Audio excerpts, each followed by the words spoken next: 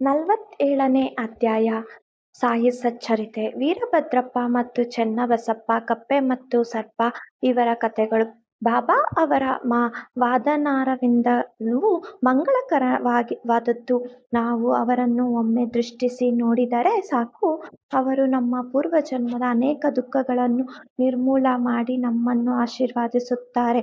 ನಮ್ಮ ಮೇಲೆ ಅವರ ಕೃಪಾದೃಷ್ಟಿಯು ಬಿದ್ದರೆ ನಮ್ಮ ಕರ್ಮಬಂಧವು ಬಿಡುಗಡೆಯಾಗಿ ನಮಗೆ ಅತಿಶಯವಾದ ಆನಂದವು ದೊರಕುತ್ತದೆ.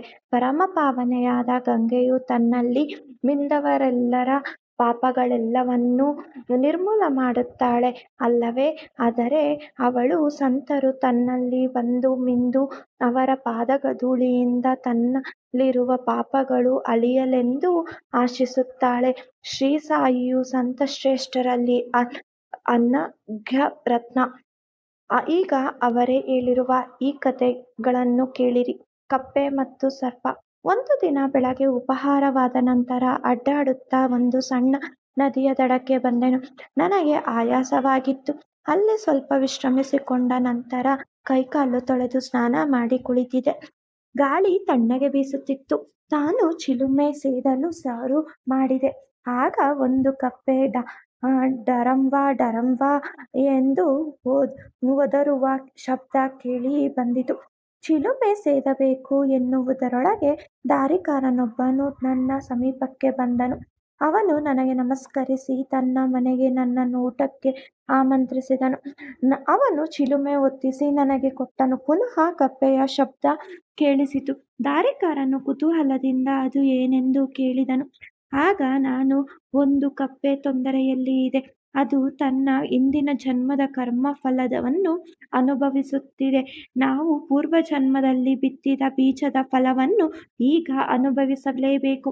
ದುಃಖಿಸುವುದರಿಂದ ಏನು ಪ್ರಯೋಜನವಿಲ್ಲ ಎಂದನು. ನಂತರ ದಾರಿಕಾರನು ಅವುಗಳನ್ನು ನೋಡಲು ಹೊರಟನು. ಆಗ ನಾನು, ಒಂದು ಕಪ್ಪೆ ಸರ್ಪದ ಬಾಯಿಗೆ ಸಿಕ್ಕು ಒದರುತ್ತಿದೆ.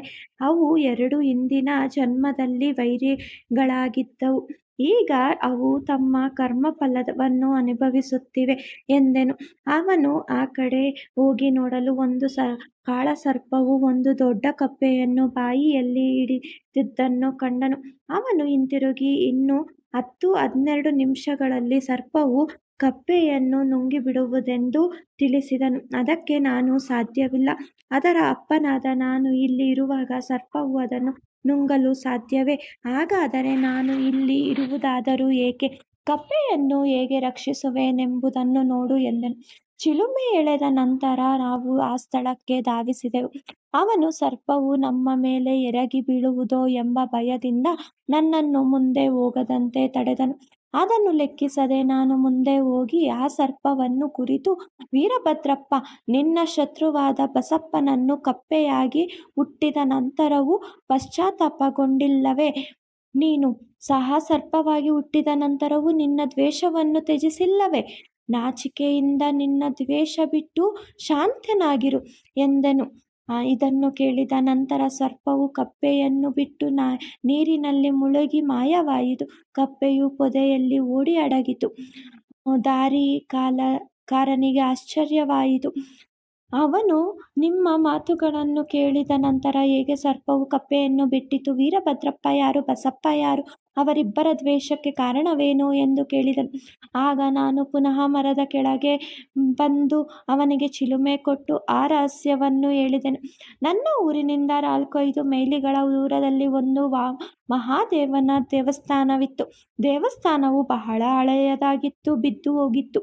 ಅಲ್ಲಿಯ ನಿವಾಸಿಗಳು ಆ ದೇವಾಲಯದ ಜೀರ್ಣೋದ್ಧಾರಕ್ಕಾಗಿ ಹಣ ಶೇಖರಿಸಿ ಅದರ ದುರಸ್ತಿ ಕಾರ್ಯವನ್ನಾರಂಭಿಸಿದರು.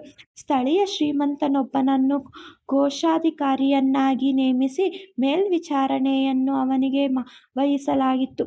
ಅವನು ಲೆಕ್ಕಪತ್ರಗಳನ್ನು ಸರಿಯಾಗಿ ಇಡಬೇಕಿತ್ತು. ಆದರೆ ಅವನು ಬಹಳ ಕೃಪಣ. ದೇವಸ್ಥಾನ ದುರಸ್ತಿಗಾಗಿ ಸ್ವಲ್ಪ ಹಣ ವೆಚ್ಚ ಮಾಡಿದನು.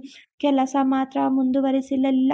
ಹೀಗೆ ಎಲ್ಲ ಹಣವನ್ನು ವೆಚ್ಚ ಮಾಡಿದೆನೆಂದು ಹೇಳಿ ಸಾಕಷ್ಟು ಹಣವನ್ನು ಕಬಳಿಸಿದನು. ಮಾತಿನಲ್ಲಿ ಬಹಳ ಒರಟಾಗಿ ಕೆಲಸವು ನಡೆಯದಿದ್ದಕ್ಕೆ ಏನಾದರೂ ಕಾರಣ ಹೇಳಿ ಕಾಲವನ್ನು ಕಳೆಯುತ್ತಿದ್ದನು. ಜನರು ಅವನ ಹತ್ತಿರ ಹೋಗಿ ಅವನ ಸಹಾಯವಿಲ್ಲದೆ ದುರಸ್ತಿ ಕೆಲಸ ಶೀಘ್ರವಾಗಿ ಮುಗಿಯುವುದಿಲ್ಲ ಎಂದು ಹೇಳಿದರು. ಅವರು ಮತ್ತೊಂದು ಯೋಜನೆಯನ್ನು ತಯಾರಿಸಿ ಹಣವನ್ನು ಅವನಿಗೆ ಕೂಡಿಸಿ ಕಳುಹಿಸಿದರು. ಅವನು ಅದನ್ನು ಸಹ ತಿಂದು ಹಾಕಿದುದರಿಂದ ದೇವಾಲಯ ಸರಿಪಡಿಸುವ ಕೆಲಸ ನಡೆಯಲೇ ಇಲ್ಲ.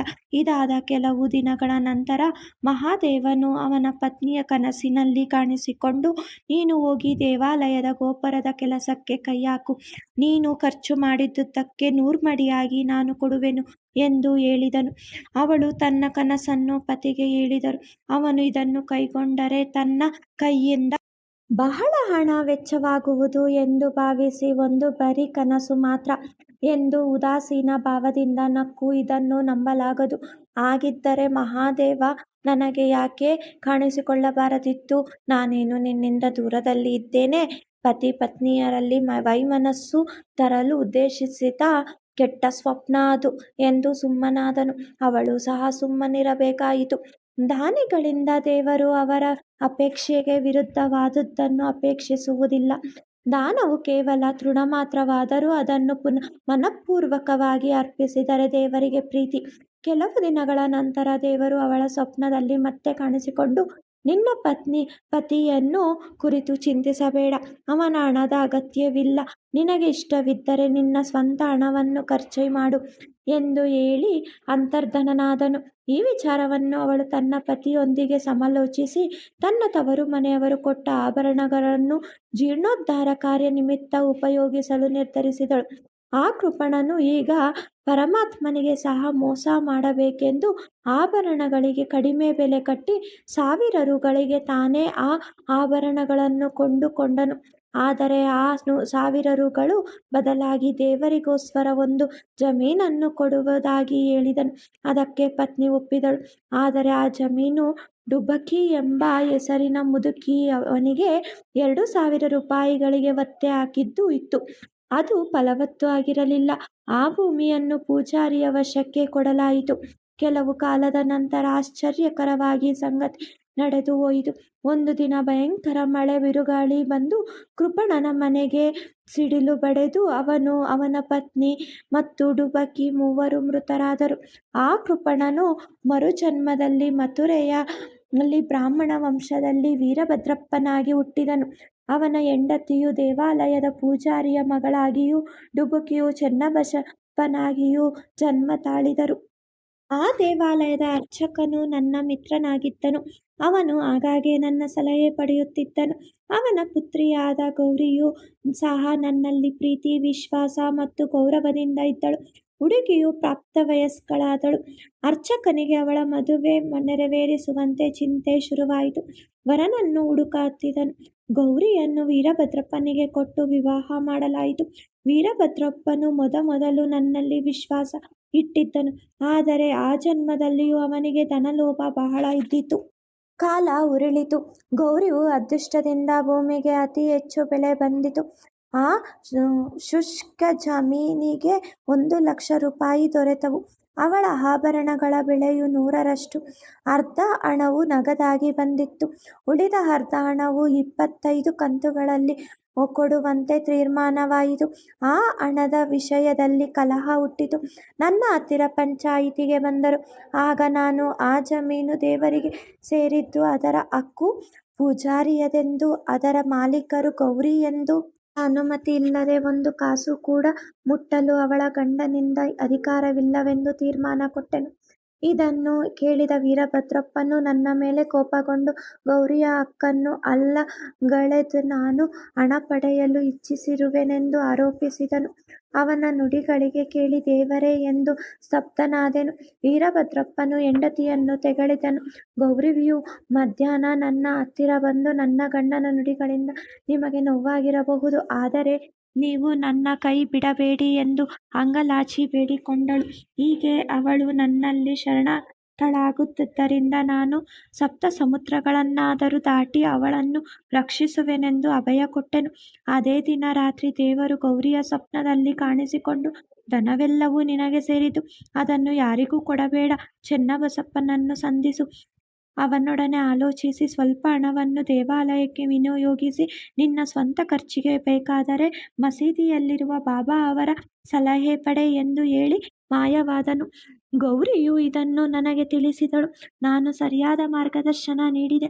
ಅಸಲನ್ನು ನೀನೇ ಇಟ್ಟುಕೊಂಡು ಬಡ್ಡಿಯ ಅರ್ಧ ಭಾಗವನ್ನು ಚೆನ್ನಬಸಪ್ಪನಿಗೆ ಕೊಡು ಎಂದು ಹೇಳಿ ವೀರಭದ್ರಪ್ಪನಿಗೆ ಇದರಲ್ಲಿ ಲೇಷ ಮಾತ್ರವೂ ಹಕ್ಕಿಲ್ಲ ಎಂದನು.